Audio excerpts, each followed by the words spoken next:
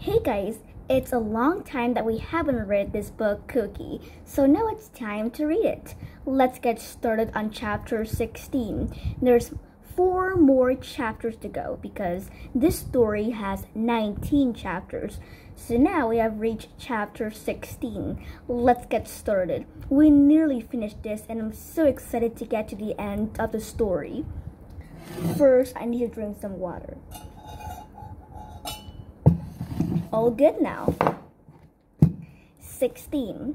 Mom was extra early next morning, wearing her checked shirt and jeans, her hair scraped back into a ponytail. "Do I look like a breakfast chef?" she asked me anxiously. "No, you need checked trousers and one of those big floppy white hats," I said, laughing at her. "Don't, Beauty, I'm so scared. I'm sure I'm gonna mess up royally. Your dad always says I can't even boil an egg, and I can't. They always come out rock hard or so soft they ooze everywhere. Mike's being so kind, but he'll so regret it when I muck everything up for him." "Mom, you can cook. I can't give folk a plate of cookies for their blooming breakfast." "I don't know. Oatmeal and raisin cookies might be just a ticket." I went down with Mom to the kitchen, though she told me not to. I'm like the kitchen maid. I promise I'll be useful and not get in the way.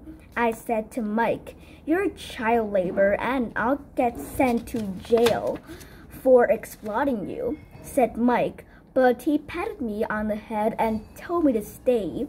He sent Mom into the dining room to take the breakfast orders. She's got into terrible fluster at first and couldn't remember which Walker wanted veggie sausages and which black pudding, and whether they wanted tea or coffee, but I've been lurking in the doorway and knew exactly. Mike asked Mom to keep an eye on the sausages and bacon while he made some porridge for a new pair of old ladies.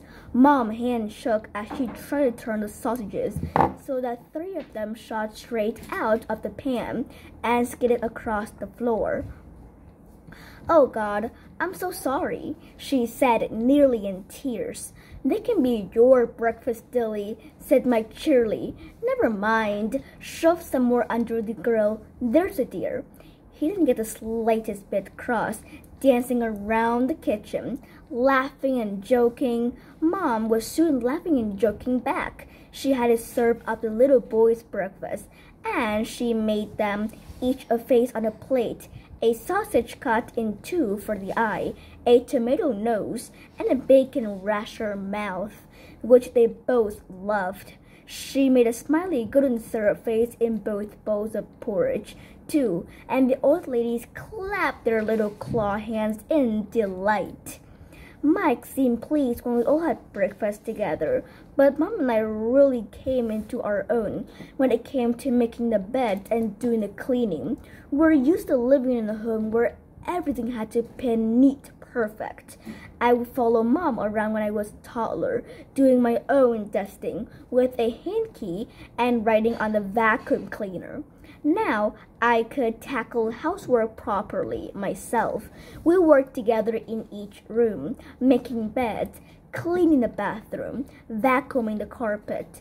We were astonished at everyone's untidiness. We didn't like to tidy things up too thoroughly in case people thought we were meddling with their things, but we couldn't help playing little games. The Walkers had left big woolly socks strewn all over the floor, so we hung them in a row at the foot of the bed like Christmas stockings.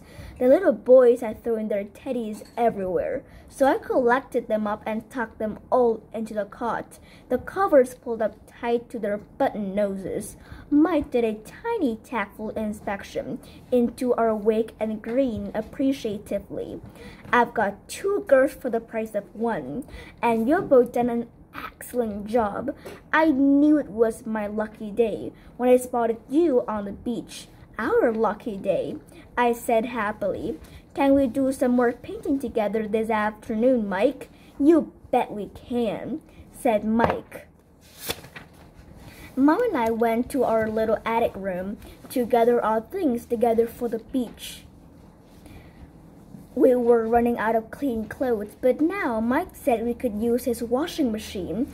I wish I packed more sensibly, said Mom. I filled half my suitcase with your baby photos and all the pictures you've ever drawn for me, and yet I forgot my nightie and my good knickers, and I didn't even think to take any tights. Oh well, I can always buy some more when I get my first wages. Unless we ask for your dad if we can go back to collect some more stuff. No, maybe not. Definitely not. We'll have to phone him though. Mom took a deep breath. Now. No, Mom. Come on, we've got to. It's only fair and responsible. But he'll spoil it all. Beauty, he's your father. Yes, but I wish he wasn't. Now, don't be silly. He wishes I wasn't his daughter. Now that's totally out of order. Your dad thinks the world of you. He's ashamed of me. He'll swap me for a sky quick as a wink. That's crazy, said Mom, but she was nibbling her lip, not looking at me in the eye. You mustn't ever think that, babes. I don't just think that Mom. I know it. And I know you're just nattering away so I'll lose my bottle and put a phone in your dad. But I'm not going to. Mom's fingers stuttered over the phone keypad, and she pressed the green button before it could stop her. You have go through the desk of Jerry Cookson, said Dad in his brightest and best happy homes tone. Mom and I stared at each other. He sounds so cheerily normal, as if nothing had happened. He's fine, Mom. Switch off now, I hissed, but Mom has already started talking. Hello, Yuri, darling, she said, and then pulled a face. The darling has obviously slipped out from her force of habit. Dilly? Dilly, what the hell are you playing at? That voice roared up. I could hear him. Mike all the way downstairs could hear him. Even kids down on the beach could hear him. I'm not playing, Yuri. This isn't a game, said Mom. You've been done 3 days. You've made your point. Now back your gear and get yourself home pronto. We're not actually coming home, said Mom. What? Don't take such total bleach. Of course you are. What sort of mother are you, flouncing out your lovely home and dragging poor little Beauty with you? I tried to take the phone to stick up for Mom, but she wouldn't let me. You were the one who told us to get out, Jerry, Mom said, because you were being out of order. You jumped little tart. Dad below. Well, nice to know what you think of me, said Mom. Now listen, Jerry. I'm trying to be as responsible as possible. I know you need to know where Beauty is. No, I said, jumping up and down. We're staying at a little spot on the coast called Rabbit Cove. It's lovely here. I promise you, Beauty's very happy. Stop burbling this nonsense. Now come back home this instant. We're going to stay here for a while, Jerry, at least for the summer season. And what are you going to live on, you little fool? You needn't think I'm sending any money for you and the kid. I've got a job, said Mom proudly. You got a job? Dad said. What is it? The useless, aging, dumb, blonde page 3 pin-up job? Mom took the phone away from her ear, stared at it a moment, and then terminated the call. About time, I said. Oh, God, said Mom, starting to shake. I told you so, I said. Don't, Beauty, said Mom, and her eyes went watery. I'm sorry. I hate people who say I told you so. I didn't really mean it, I said, giving her a hug. We stayed hugging hard, glancing anxiously at the phone. It started ringing again almost immediately. Mom switched it off quickly, keeping the phone at arm's length, as if Dad could wriggle right out of it and grab her. Okay, babes, let's go on to the beach, said Mom. We left the phone shut up in our dressing table drawer and went down to the sand. We were both hot and flushed. We longed to cool down by going in for a swim. We didn't pack any swimming costume, but Mom felt I looked perfectly decent in my t-shirt and knickers. I can't go swimming in my knickers. We wore them with your t-shirt on the beach the other day. Yes, sitting down. I can go gallivanting into the sea dressed like that. Everyone would stare at me and laugh. No, they won't. Don't be so daft. Look, I'll go in wearing my underwear. I've got my old red bra and knickers on. They look kind of like a bikini. Okay, ready, steady, strip. Mom ripped up her top and jeans off. I gasped at her and then pulled my own jeans off. We went charging into the sea. I was incredibly cold, but we didn't hang around shivering. We plugged straight in and splashed around like crazy. We saw Mike sitting up his easel by the wall, and called to him to come and join us. He was an old sport and wouldn't even come in paddling. He painted us instead, bobbling about in the sea, Mom in her red bikini, and me in my big t-shirt. When I dried up, I went to paint with him too. I did another Sam and Lily portrait. Sam was sunbathing in a funny long strippy costume, and Lily was hunched up on a deck chair, licking a carrot-flavored iced lolly, with sunglasses hooked onto her ears. I sang the Rabbit Hut song under my breath as I painted, and it makes Sam say, "Hey there," to me. "Hey there," said Mike, thinking I was talking to him. "Hey," I said again, giggling. Mom put her clothes back on when she sunbathed herself dry. She gathered up our beach stuff and came to join us on the wall. "Do you want to do some painting too, Dilly?" Mike asked. "You have to be joking," said Mom. "No, I'm going to nip back to Lily Cottage if that's okay. I'm planning a little surprise." I had an idea what Mom's surprise would be. Sure enough, when Mike and I went back to the guest house with our finished canvas, there was a wonderful warm sweet cookie smell the moment we opened the door. Mike breathed in deeply. "What your mom been up to?" he asked. "Cookies." They were the most amazing ice cream cookies. Sugar cookies for the cone with different colored frosting on each one. White, pink, and pale brown. "Oh, Mom, ice cream cookies," I said. "How did you cut them all into such neat shapes?" There was this funny little sandcastle making kit in the beach shop, and they had 3 different cutters: starfish, mermaids, and ice cream cones, said Mom. It was only £1.50, so I thought I would treat us. And I bought the flour and sugar and eggs myself, Mike. I wanted to give you this little present to say thank you for being so kind to us. That's truly lovely of you, Dilly. They look wonderful. Gosh, they're in masses.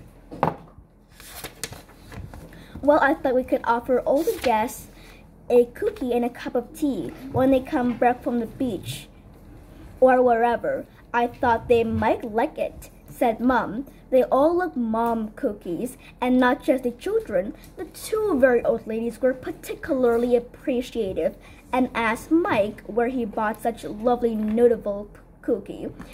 "I didn't buy them. Dilly here made them with her own fair hands," she said. "My goodness, well, they're excellent, my dear.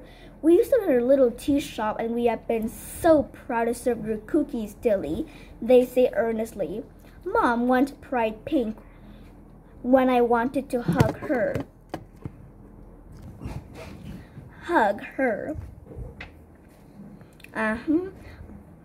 She practically danced up to her little Arctic bedroom. "I'm good at cookies now, really good at them," she said, lying back on her bed and bicycling her legs in the air. "I've never been good at anything in my life, Beauty, but now I can say I'm an ace cookie maker. I'm so happy." "So am I, Mom. So am I said, leaning my arm on the windowsill and gazing out across the rooftop at the glistening sea. Then I glanced down on the road and saw a silver Mercedes drop at the end. I stared, telling myself it couldn't possibly be Dad. There were hundreds and hundreds of silver Mercedes all over England. But then the door opened and a man stamped out. A small, square, balding man with a salmon pink face. It was Dad. I opened my mouth, but no sound came out. I watched him marching up on the path and hammering on the door of number 1 Primrose Terrace. Someone answered the door. Dad said something, waited, and then stormed back up the path and tried number 2. He was systematically searching for us. What?